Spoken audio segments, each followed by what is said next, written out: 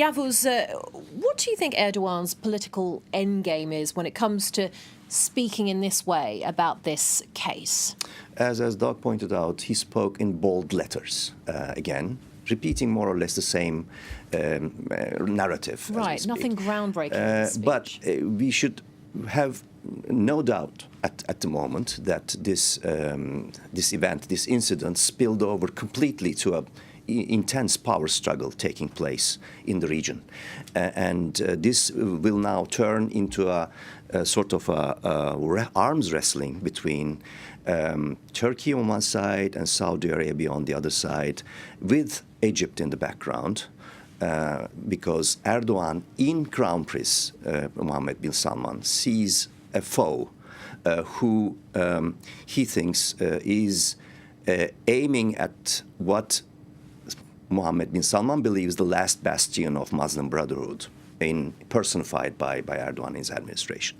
So it is interesting that in the speech he's addressing the king rather and avoiding to mention the crown prince. Mm-hmm. It means that he's throwing the ball into the king's court to clarify and to, if possible, Erdogan hopes, to oust the Mohammed bin Salman out of the way.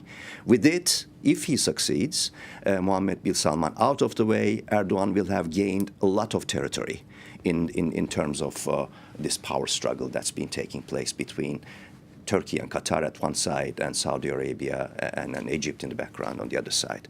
This is where we are at the moment. This incident has turned into a tool, very useful tool for Erdogan, sort of a God's gift for him to utilize all the components to his favor. This is given the how skillful Erdogan is in world politics in terms of putting people or powers against each other. This is a new phase, let's say. As remember that also the CIA head is now in Ankara or heading to Ankara to meet, and Washington is also feeling squeezed because they still don't know if Erdogan revealed everything that he knew. Mm-hmm. He's keeping the negotiation table open, as he indicated very clearly in this speech.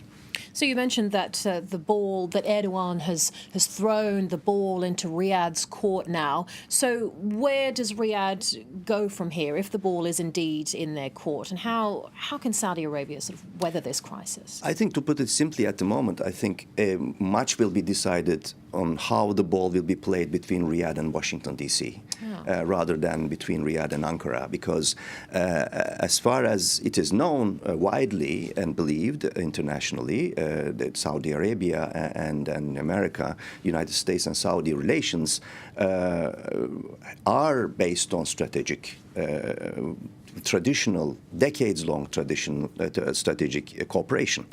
And it means that King, still being a wise person, believes that he, at the end of the game, will have the United States or Trump administration on his side. That may be somewhat explanatory where King will stand. Either extend the negotiations, involving more and more elements of the Trump administration to this negotiation, and try to find a middle ground. But the big question mark still is what will happen with the Crown Prince.